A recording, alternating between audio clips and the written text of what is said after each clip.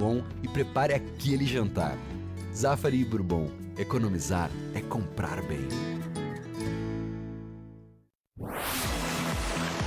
Quem se liga no futebol, se liga sempre na equipe Show de Bola da Planalto News 92.1. Decisão da Copa do Brasil, neste domingo, a partir das 17h30, direto do Allianz Parque em São Paulo, Palmeiras e Grêmio. Parceria Kuhn.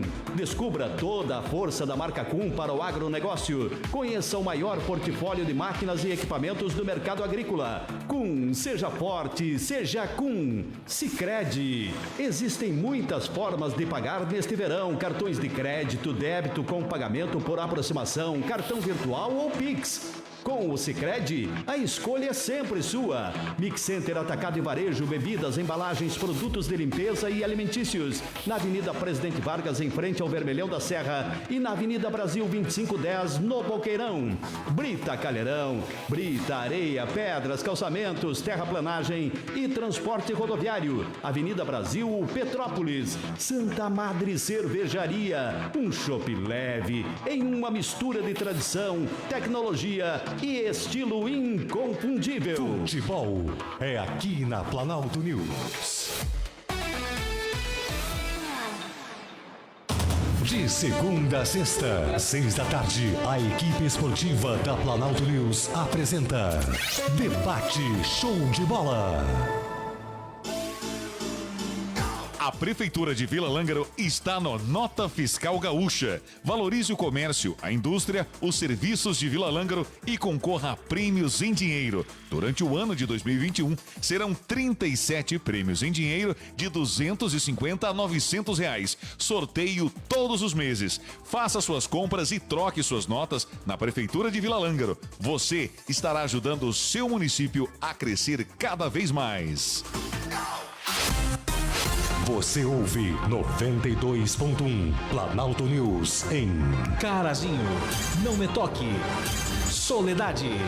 Planalto News 92.1. Uma rádio regional. A sua rádio de confiança.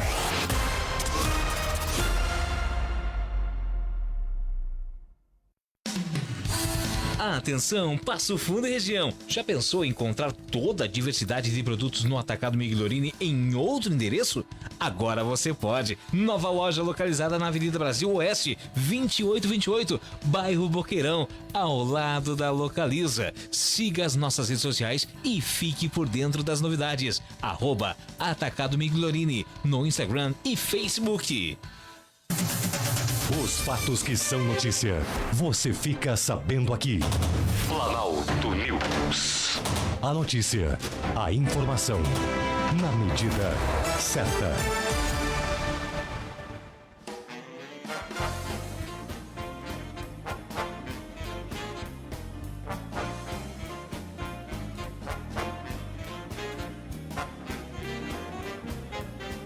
Dez da manhã, 43 minutos, 10h43. Muito bom dia para você que está ligado aqui na Planalto News. 10h43, 21 graus é a temperatura, 92.1. Planalto é a sua rádio de confiança. Vamos conversar agora com a doutora Maura Leitsky, que é a advogada que está cuidando do caso do padre Eliseu, está atuando na sua defesa. Doutora Maura, obrigado por atender o nosso convite. Seja bem-vinda à Rádio Planalto. Muito bom dia. Obrigada pelo convite, obrigada pela oportunidade de também esclarecer para a comunidade o que está acontecendo, né? Prestar informações é sempre bom. A desinformação ela é combatida com a informação, então esse espaço também é muito importante, não como forma de defesa do padre Eliseu, mas também para esclarecer um pouco para a comunidade que ficou tão chocada com esse caso, o que efetivamente vem acontecendo e o que a gente está fazendo, né, para auxiliar o padre Eliseu. Sim, de fato, né, um caso que aconteceu na terça-noite e repercute ainda por muito tempo, desde lá muito falado, muito vídeo, muita foto, muita imagem, muita coisa reproduzidas pelas redes sociais, né, grupos de WhatsApp, então tem uma repercussão enorme. Bom, Doutora Maura, em que situação está o padre Eliseu hoje? Ele continua preso? Sim, o padre Eliseu, ele foi preso em flagrante na terça-feira à noite e na quarta-feira nós tivemos a conversão da prisão em flagrante em prisão preventiva. Não foi disponibilizado a ele as medidas alternativas à prisão, né, que seria prisão domiciliar, liberdade vigiada. Então, ontem nós fizemos o ingresso de um habeas corpus, né, a impetração de um habeas corpus no Tribunal de Justiça, para que ele possa ter a substituição dessa prisão preventiva, né, por uma medida restritiva.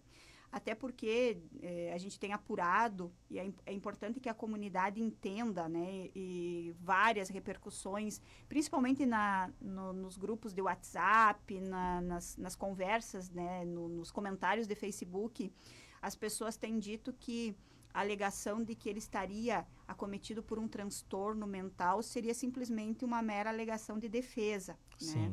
Mas é importante que as pessoas entendam que alegações em processo, elas precisam ser provadas, elas precisam ser verificadas, elas precisam ser constatadas quanto à sua veracidade.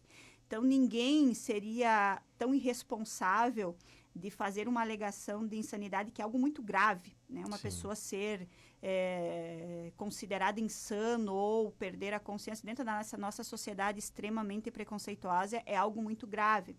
Então, essa não é uma alegação, essa é a verdadeira história do padre Eliseu. Óbvio, né, que a gente precisa fazer uma série de comprovações na justiça, e se entende que a justiça também precisa desses elementos probatórios para chegar a uma conclusão. Então, ontem a gente fez o ingresso, né, a interposição desse habeas corpus no Tribunal de Justiça, para que o Tribunal de Justiça permita que essa prisão preventiva ela seja substituída por alguma medida alternativa.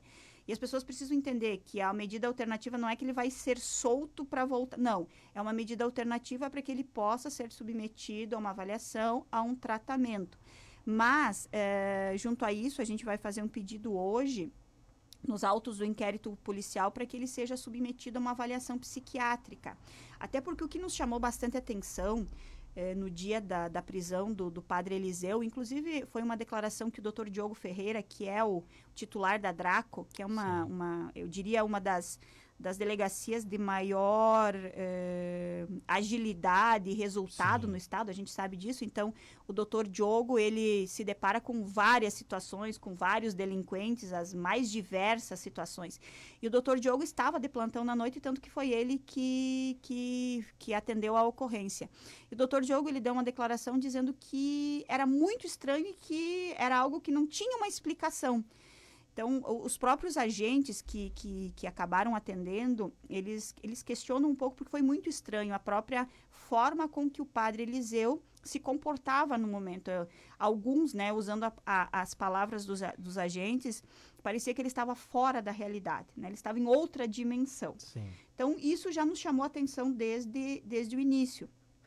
Aí, na manhã da quarta-feira, que foi logo após a prisão, depois dele já estar no presídio regional de Passo Fundo, eu fui lá e aí eu tive contato com ele. Primeiro, ele já tinha tido um contato com a psicóloga da SUSEP, já tinha conversado com ela, e eu fiz esse contato com ele para chegar para verificar, né, e conversar também, entender um pouco do que tinha acontecido.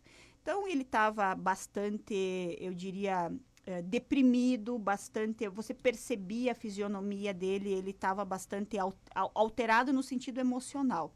Mas ele nos relatou que, e isso é algo que a gente está levando ao processo agora, a gente conseguiu essa documentação ontem, que desde a metade do ano passado, logo em seguida que começou a pandemia, ele estava se submetendo a um tratamento psiquiátrico. E esse tratamento psiquiátrico atestou, né, um CID, uma patologia, e uma patologia grave. E em decorrência disso, ele fazia um tratamento psiquiátrico com alguns medicamentos, e são medicamentos bastante, eu diria, vamos usar a palavra leiga, bem fortes, né? Ou seja, a gente poderia dizer de uma grande, de um grande resultado. Mas esses medicamentos são de uso contínuo e precisavam ser associados entre eles, porque é mais do que um medicamento. Ele fez uso, né, estava em tratamento, tudo estava correndo perfeitamente bem. Em dezembro ele fez, né, a consulta médica para retorno, Só que há 3 semanas atrás, em decorrência de uma série de fatos familiares, dificuldades financeiras da família, até mesmo a situação de o pai dele estar acometido de um câncer, algo bem sério, ele começou a se perturbar, né? A gente vem vivendo um momento de bastante mortes, né? Sim. Várias pessoas que estão próximas a nós morrendo, e isso acaba influenciando no psicológico de qualquer um. Então, há 3 semanas ele parou, né? Ele interrompeu o tratamento, não comentou isso com ninguém, interrompeu o tratamento. E na terça-feira de tarde ele foi chamado aqui em Passo Fundo, por isso que ele estava em Passo Fundo, para celebrar uma missa no velório de uma irmã de um grande amigo dele, ou seja, uma pessoa que era próxima, uma pessoa querida. E aí ele relata que foi muito triste, foi muito emotivo aquele velório, uma pessoa... E aquilo acabou mexendo com a ideia do pai dele, né, da possibilidade de morte, de perder o pai e tal. E aí ele me disse que ele simplesmente não lembra exatamente como ele diz, né? Eu tive uma loucura. Né? Eu tive uma loucura. Tanto que ele relata que ele não tinha noção, não tinha consciência mesmo, né? Se você for pensar, vamos pensar nos crimes habituais, o padre Eliseu, ele fez os assaltos de cara limpa, né? Ele estava de máscara. Não, ele estava de máscara por causa da pandemia, né? Mas ele fez um assalto de cara limpa. E se você for pensar, um dos assaltos é um dos supermercados mais movimentados de Passo Fundo, né? Com um sistema de segurança, vamos dizer assim, gigantesco, né? Na frente da polícia. E com muita dificuldade para fugir dali, né? Também. Muita dificuldade para fugir e tal. Então, assim, são coisas que atestam contra alguém que efetivamente estava em consciência de cometer um crime, né? Se você fosse um crime premeditado e quisesse impunidade, você iria procurar um local de maior dificuldade de vigilância. No caso dele, não. Ele foi num supermercado que tem uma das maiores vigilâncias e tal, e na frente, né, por ironia, na frente da polícia, né? Porque a delegacia agora, a DPPA, está bem na frente, né? Então, assim, são coisas que mostram, e se você pensar, não foi um crime premeditado, porque os 3 locais foram 3 locais totalmente aleatórios, em locais diferentes. Então, assim, não tem uma continuidade que mostra que, não, eu vou assaltar aqui, ali. E aí eu perguntei para ele, mas você não se deu conta que isso ia resultar na tua prisão? Você estava com o carro da diocese e tal, que foi muito comentado, né? Como se a impressão que tinha era que a diocese tinha dado o carro para ele sair e cometer o assalto. O que parecia as pessoas comentando é que ele decidiu fazer o assalto, a diocese deu o carro e ele saiu para assaltar, que na verdade não foi o que aconteceu. E ele me disse que não. Tanto não que quando ele foi abordado pela polícia, ele não esboçou nenhum tipo de reação, porque ele não se deu conta do que estava acontecendo. Tipo, da prisão e tal. Para ele, assim, ele sabia que estava sendo preso, mas para ele não tinha tão sentido isso. Tanto que ele só começou a se dar conta do que efetivamente aconteceu na quarta de manhã, quando a gente começou a conversar, e ele começou a se dar conta da gravidade do que tinha acontecido. Eu comecei a chamar ele, e ele estava sem medicação na terça, né, dentro do presídio. Agora a gente já providenciou a medicação, já levamos lá para que ele volte a tomar, até porque a falta de medicação, ela acaba prejudicando ele também, então ele já está medicado. Mas ele só voltou a ter consciência quando eu comecei a conversar com ele e demonstrar a gravidade do que ele tinha feito, né? Tanto que ele estava em pé, conversando comigo no parlatório, e quando ele começou a se dar conta do que efetivamente tinha acontecido, ele sentou, se escorou na parede, e a primeira coisa que ele me pediu, né? Ele não estava preocupado com a imagem dele, ele não estava preocupado com a família, nada, ele estava preocupado em pedir desculpas para as pessoas que ele assaltou. Olha só. Em pedir desculpa para as pessoas que ele assaltou, né? Principalmente dele dizer para as minhas vítimas, é isso que eu me preocupo. Tá? Então, e aí ele nos relatou toda essa questão da medicação, mas claro, né, já na minha experiência de muitos anos, eu percebi que ele estava com alguma diferença do Eliseu que a gente conhecia normalmente. Então, dava para perceber que ele não estava no seu juízo normal. Mas óbvio, né? Como eu te disse, é um processo judicial e não é só uma alegação, você precisa comprovar a veracidade. Eu estava ouvindo, né, uma versão de que ele teria feito um tratamento, de que ele estaria utilizando medicamentos, que havia interrompido o uso, então a gente precisa verificar se isso efetivamente é verdade. Sim. Então nós começamos, a primeira coisa foi, eu perguntei a ele quem era o psiquiatra que atendia ele prontamente me disse o nome, o endereço da psiquiatra, quais eram os medicamentos que ele tomava, em qual frequência. E aí, a partir desse momento, eu entrei em contato com a psiquiatra, que sim, né, confirmou, ou inclusive o diagnóstico dele, confirmou a medicação e também confirmou que a última visita dele tinha sido em dezembro e que ele precisa de acompanhamento, ele precisa, né, de acompanhamento e ele precisa fazer uso dessa medicação. Então, aquilo que ele tinha nos relatado, efetivamente foi comprovado pela própria profissional, que é uma psiquiatra, que fazia o atendimento dele, que tem esse diagnóstico, que é de uma doença bastante grave, né?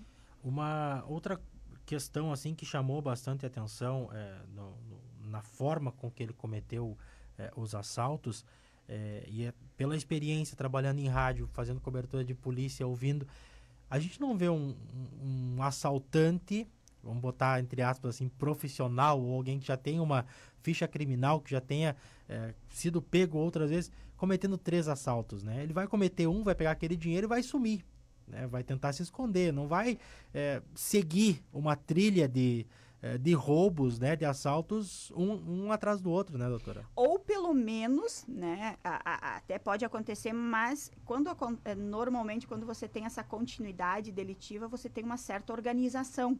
Sim. Você tem um certo planejamento, você tem que ter uma rota de fuga, você tem que ter todo um planejamento, e isso a gente vivencia um planejamento justamente para tentar inibir uma coação das autoridades competentes. No caso dele, não, ele cometeu os crimes e começou a vagar, tanto que ele foi encontrado, né, num local com o dinheiro, com tudo. Ele nem tentou se livrar da roupa que ele estava usando, do próprio boné, que era característico, um boné vermelho, né? Sim. O próprio carro, né? A placa foi identificada. Então, assim, você percebe que isso não é habitual de um criminoso. Aí tu pode me dizer, tá, mas ele nunca tinha cometido crime, talvez tenha sido inexperiência. Não.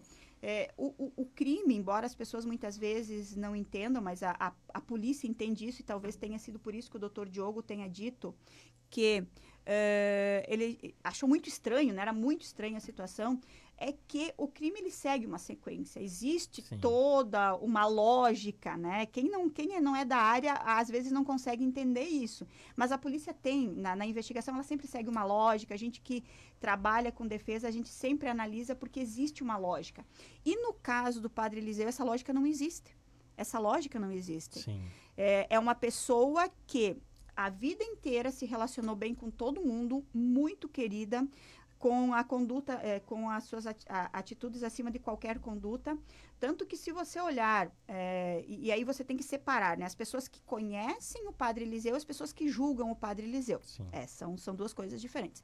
As pessoas que conhecem o padre Eliseu, e isso fica muito claro, né, principalmente nas postagens de rede social, todas elas dizem, alguma coisa aconteceu, tá muito estranho, será que ele não teve um surto, será que isso não está normal? As pessoas que conheciam ele. Bom, as pessoas que não conhecem e julgam, bom, é óbvio, né? Eu entendo e não tem como não entender. É um fato grave, é muito grave, né? São 3 assaltos. E o que torna mais grave é que as pessoas esperam de um padre uma conduta, muitas vezes, que ela é, além de exemplar, acolhedora, porque eu me espelho numa pessoa que tem uma vida diferente.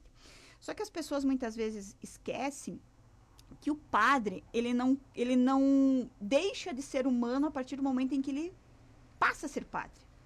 Ele não fica imune a doenças, ele não fica imune a pecados, ele não fica imune a erros. Ele é uma pessoa humana. Qualquer pessoa pode ser acometida, né, de uma doença, de um surto. Talvez o grande erro do padre Eliseu, ou talvez o maior erro do padre Eliseu, tenha sido interromper a medicação sem consultar a sua psiquiatra. porque certamente, e se ela for, né, eu acredito que ela não vá dar depoimento, até porque por sigilo profissional, né, mas se ela falasse, se ela pudesse falar, ela diria que ela jamais interromperia o tratamento, talvez adequasse, talvez uma dose maior, talvez até administrasse mais um medicamento, mas jamais interrompeu o tratamento assim de uma maneira brusca, porque a gente percebe que isso fez acabou resultando em algo bastante grave. Então, talvez o principal erro do padre Eliseu foi justamente isso. Tentar mostrar que ele era forte, que é o que a sociedade esperava dele, né? Sim. Que ele era forte, que ele era autossuficiente e que ele não precisava de uma ajuda de terceiros, né? E talvez justamente isso, tenha sido pela própria pressão que a sociedade coloca nesse momento em cima dos padres, pastores, pessoas. Por quê? Porque vocês têm que ser pessoas fortes, vocês não podem fraquejar, então pedir ajuda, né? Pedir ajuda é algo que pode demonstrar fraqueza. Então, eu acho que o principal erro do padre Eliseu foi justamente isso. Foi não ter pedido ajuda, não ter consultado um profissional da área no momento em que ele decidiu interromper a medicação. E já te adiantando, né, a patologia dele, né, o CID, né, de diagnóstico dele, que eu não vou colocar aqui e tal, mas é um CID de diagnóstico que sim, né, ele permite e ele possibilita que a pessoa tenha esse tipo de comportamento quando está em abstinência de medicação, né? E aí ontem várias pessoas diziam, mas eu também tomo remédio, não é por causa disso que eu saio assaltando. É que você tem que entender que cada pessoa reage de uma forma. De repente eu tomo lá um medicamento, mas esse medicamento é para um outro problema que eu tenho. Então, as pessoas, elas não podem pautar todo mundo pelo mesmo padrão, pelo mesmo parâmetro. As questões internas, familiares, de dificuldades do padre Eliseu são deles. Então, eu não consigo dizer, você vai ter a mesma reação que ele, eu vou ter a mesma reação. Não, cada pessoa tem a sua reação. E principalmente, né, as pessoas têm que entender que se fosse vontade do padre Eliseu, né, cometimento de crimes, sinceramente, né, jamais ele faria dessa forma. Sim. Né? Utilizando o carro da diocese, colocando em risco a própria imagem dele, a própria família, porque as pessoas, elas podem não pensar, mas toda essa repercussão acaba atingindo negativamente a própria família dele, o pai, a mãe, o pai que está doente e tal. Então, isso demonstra que não houve qualquer tipo de premeditação, de dolo. O padre Eliseu, na verdade, ele hoje, né, pela documentação que a gente tem, ele é uma pessoa que teve um surto psicótico e que ele precisa, assim, de tratamento. E é uma coisa que por mais que às vezes a SUSEP tente, dentro da prisão isso não vai acontecer. A gente não tem estrutura para isso, né? Nós não temos essa estrutura, porque a punição ela é para quem comete crimes no uso das suas faculdades mentais, com dolo. A pessoa que queria cometer o crime foi lá e cometeu. No caso do padre Eliseu, ele precisa de tratamento, uma coisa diferenciada. Ele pode ficar preso lá 50 anos. Se ele não fizer o tratamento adequado, a prisão para ele não vai surtir efeito nenhuma. 11h02, estou conversando aqui com a doutora Maura Leitsky, que é advogada de defesa do padre Eliseu. Ele, se tem algum pedido nesse período que ele está recolhido ao presídio de alguma cela especial, como é que ele está, qual é a situação dele dentro do presídio? Ele está, né, a sistemática do sistema prisional, principalmente agora nesse período do Covid, né, a gente precisa lembrar que é o seguinte, nós temos uma série de direitos, mas eles só conseguem ser efetivados se a gente tiver possibilidades para isso, né? Então, o padre Eliseu, ele teria, né, nesse momento, a possibilidade de uma cela especial. Só que a gente não tem essa estrutura aqui no presídio em Passo Fundo. Bom, isso é fato. Mas, em decorrência do coronavírus, a SUSEP, cautelarmente, de uma forma preventiva, ela tem deixado os presos no que a gente chama de seguro.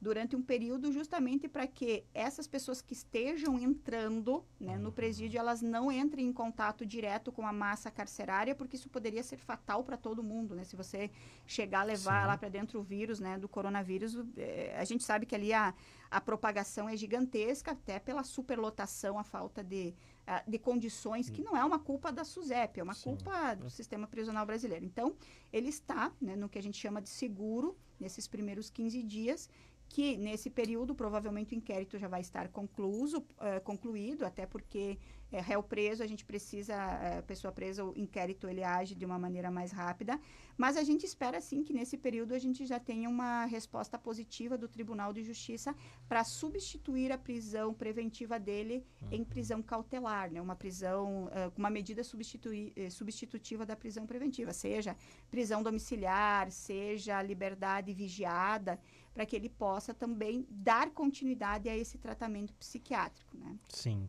A gente noticia muito aqui na Rádio Planalto, e é comum na imprensa, casos em que as pessoas acabam sendo presas, cometendo algum tipo de crime, são conduzidas até a delegacia, fazem o registro da ocorrência e são liberados. Às vezes a gente até brinca assim, o policial ficou mais tempo lá para registrar a ocorrência do que o preso. O preso foi liberado antes do policial terminar de fazer o trabalho dele.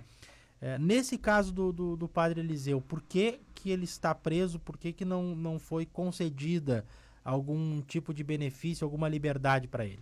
Porque dentro do processo penal, dentro da sistemática penal, nós temos várias espécies de delito. E nós temos uma lei que ela determina que só crimes com penas superiores a 4 anos, né, tenham essa prisão em flagrante, ela seja homologada a prisão em flagrante e se converta em privação de liberdade. Todos os crimes, né, que tenham pena inferior a 4 anos, por mais que o indivíduo seja pego cometendo o crime em flagrante, esse flagrante ele não é convertido em prisão preventiva. Então, o que acontece? Desde que ele tenha bons antecedentes, desde que não haja nenhuma justificativa plausível, claro, né? Porque às vezes o crime também é uma pena bem menor e acaba sendo convertido em prisão preventiva pela própria circunstância, periculosidade, circunstância do próprio delito. Mas os crimes apenados em até 4 anos, via de regra, se o flagrante foi homologado, mas aguarda-se o desvendar do inquérito, o desenrolar do inquérito em liberdade. Então, se você, por exemplo, tiver um furto simples, se você pegar alguém ali com uso de entorpecentes e tal, provavelmente essa pessoa efetivamente ela vai sair antes da delegacia do que o próprio policial condutor, porque o policial condutor vai ter que fazer toda a documentação burocrática, né, lá, e demora mais do que efetivamente a liberdade do indivíduo. No caso do padre Eliseu, o crime que é atribuído a ele não é furto, é roubo, né? Aqui o pessoal fala assalto, mas o termo correto é roubo, que é subtrair de alguém coisa mediante violência ou grave ameaça. O que foi considerada grave ameaça no caso do padre Eliseu? Ele não bateu, não agrediu ninguém,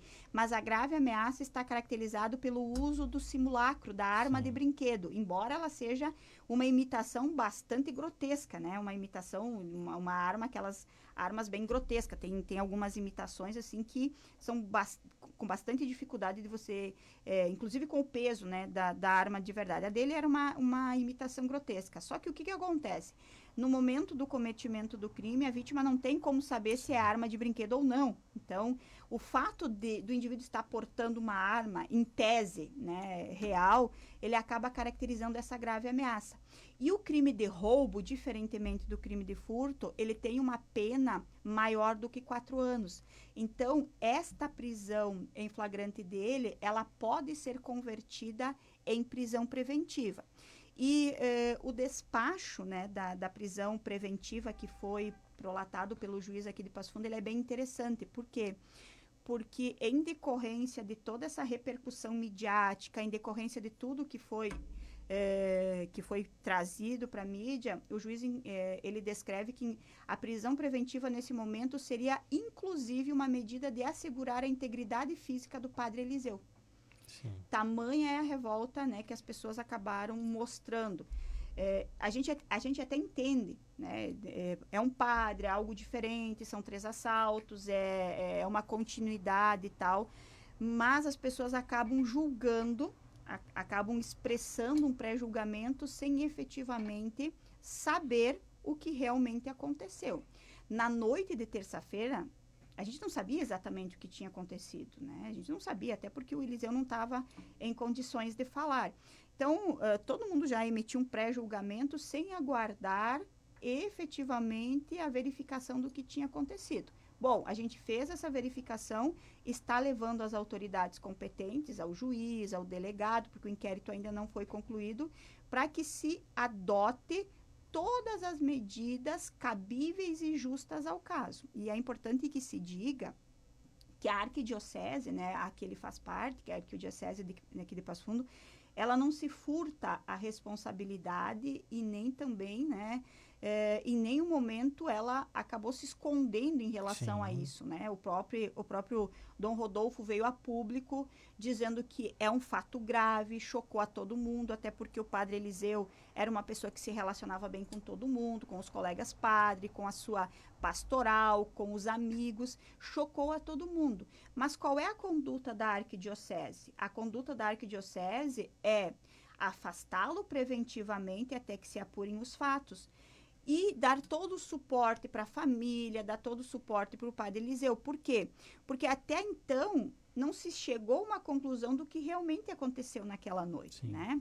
E tanto é que o Dom Rodolfo, ele é muito feliz na seguinte afirmação: vamos supor, né, que vai ser apurado que o padre Eliseu estava em surto psicótico em decorrência da própria doença dele. Ele não pode ser considerado um criminoso normal, até porque para que você cometa um crime você precisa estar no uso das suas faculdades mentais. Isso faz parte do crime. Então ele precisa de tratamento. A arquidiocese vai providenciar isso. A arquidiocese está disposta, né, dentro das suas responsabilidades, de fazer isso.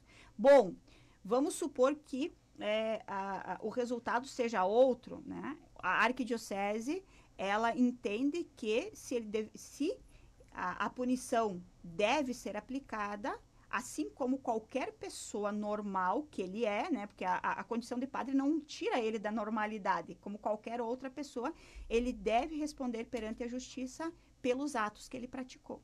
Mas sempre dando a ele a oportunidade de defesa, né? Sim. 11h11, doutora Maura, qual é a expectativa de conclusão disso tudo?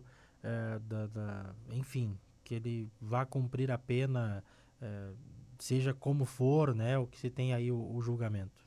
A expectativa, após nós termos acesso aos laudos, né, da médica psiquiatra que atendia ele, a expectativa é que justamente a partir do momento em que ele for submetido a uma perícia, a gente chama de perícia psiquiátrica, né, dentro do incidente de insanidade mental, que é feito pela própria justiça, vai se efetivamente verificar que naquele momento ele estava em surto psicótico pela própria falta da medicação. Caso isso aconteça, uma possível pena, eu vou falar assim, mas a gente nem fala em pena, porque daí não haveria condenação, e pena só após a condenação, o padre Eliseu ele seria submetido ao que a gente chama de medida de segurança, né? Uma medida de segurança é o quê? É um tratamento, né? É uma intervenção médica para que ele possa restabelecer a sua potencial consciência, ou seja, a possibilidade dele entender pelo que é certo e pelo que é errado, que na noite dos fatos, ao que nos parece, ele estava acometido de eu diria, de um lapso dessa possibilidade de distinguir entre o certo e o errado, né? Sim. Talvez só na quarta-feira de manhã que ele se deu conta efetivamente do que aconteceu. Uhum. Pode ser um caso, não sei se tem ainda, isso é uma pergunta também, de cumprir alguma coisa em hospital psiquiátrico, algo nesse sentido? A partir do momento em que constata-se, né, essa insanidade mental, aí você vai verificar se essa insanidade mental ela é completa ou ela é parcial. A gente chama dentro do direito de inimputável e semi-inimputável, né? Ao que me parece, o padre Eliseu ele se enquadraria na semi-inimputabilidade. Ou seja, o inimputável completo é aquele que ele perde totalmente a capacidade de discernimento e é uma perca que ela acaba perdurando posteriormente, né? Sim. E a semi-inimputabilidade é justamente quando você é acometido, né, momentaneamente, mas que você pode voltar através de um tratamento mais apurado a uma normalidade, mas é uma normalidade vigiada. Ela não é uma normalidade que passa despercebida aos olhos do Poder Judiciário, aos olhos da Justiça. Então, eu acredito que após, né, instaurado o incidente de insanidade mental, pode ser constatada essa semi-imputabilidade. E aí, a pena dele, vamos dizer o seguinte, é um tratamento, né? É ele se submeter a essa avaliação psiquiátrica, a esse tratamento periódico, regular e que precisa ser comprovado nos autos do processo, precisa ser demonstrado ao juiz, né, ao Poder Judiciário. Sim. 11h14, para a gente finalizar, a senhora considera que até aqui, né, os passos que foram tomados pela Justiça, no caso dele, estão todos adequados, estão dentro de uma conformidade?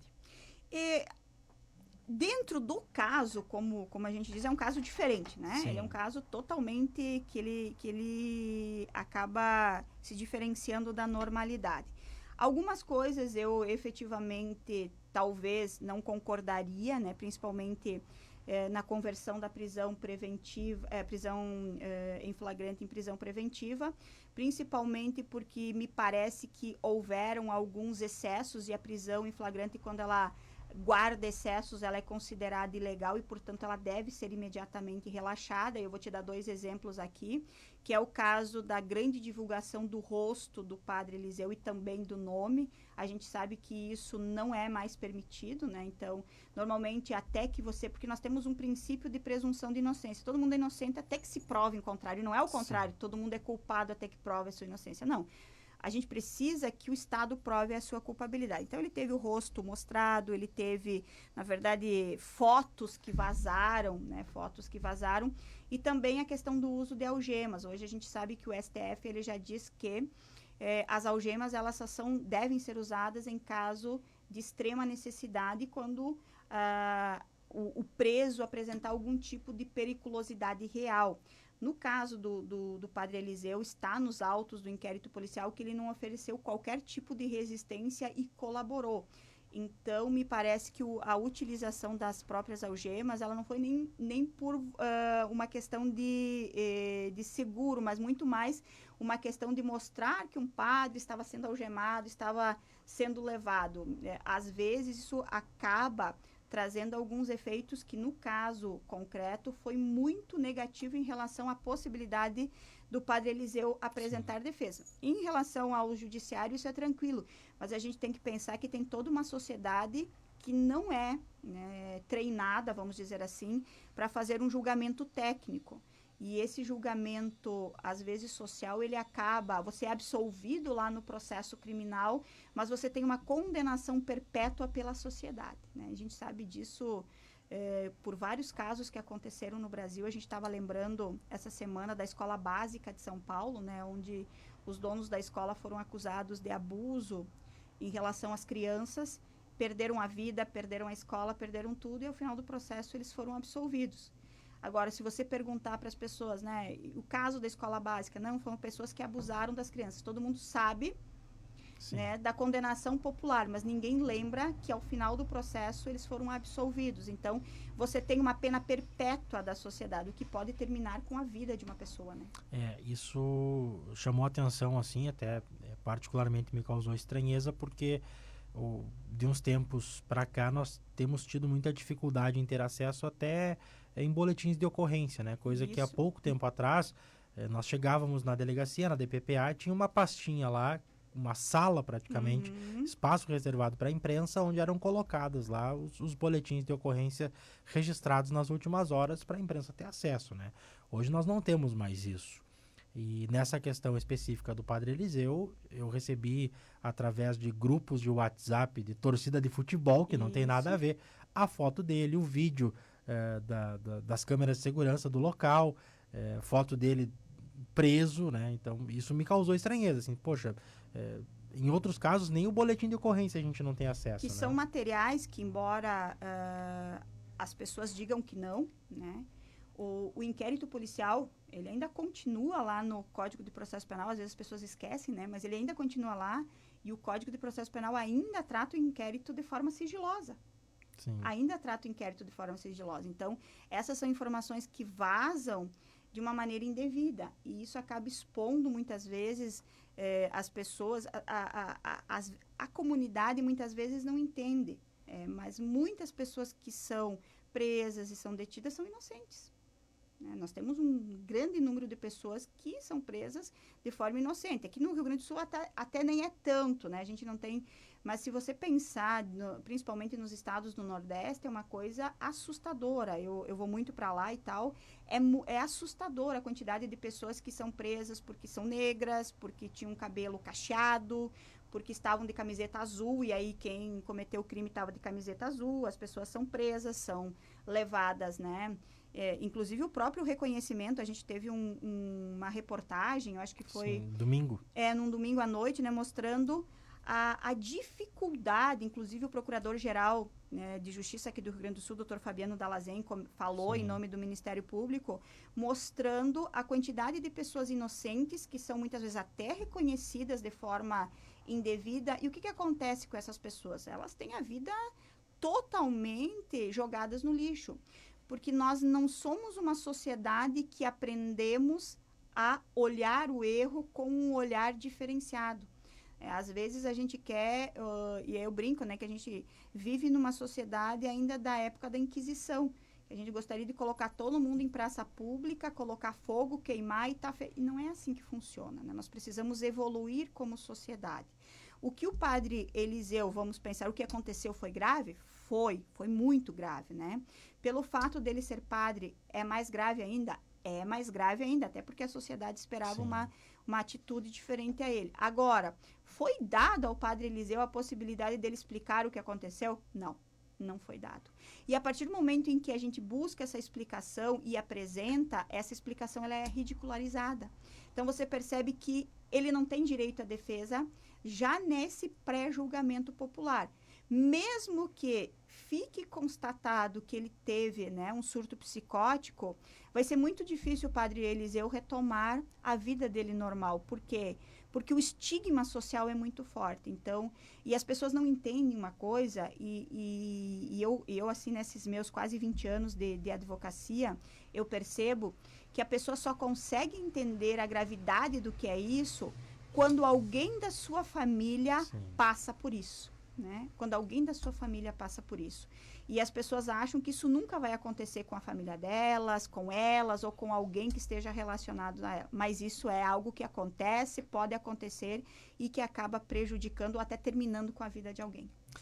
Doutora Maura, muito obrigado por atender o nosso convite, por trazer todos esses esclarecimentos aqui para a nossa audiência, né, para o ouvinte da Planalto. Acho que é importante a gente abrir espaço, né, trazer os fatos, noticiar e também os contrapontos, né? Ouvir todos os lados envolvidos. Muito obrigado, bom trabalho, até uma próxima oportunidade. Eu que agradeço, estou sempre à disposição para maiores esclarecimentos. Muito obrigada. 21 graus e a temperatura, 11h22, intervalo, já voltamos.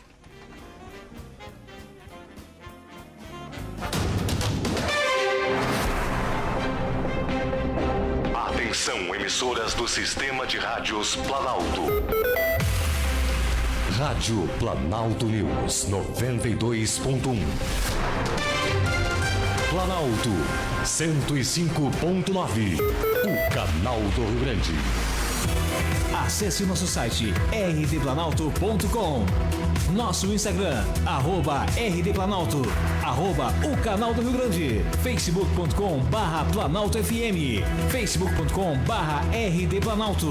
Nossas plataformas digitais.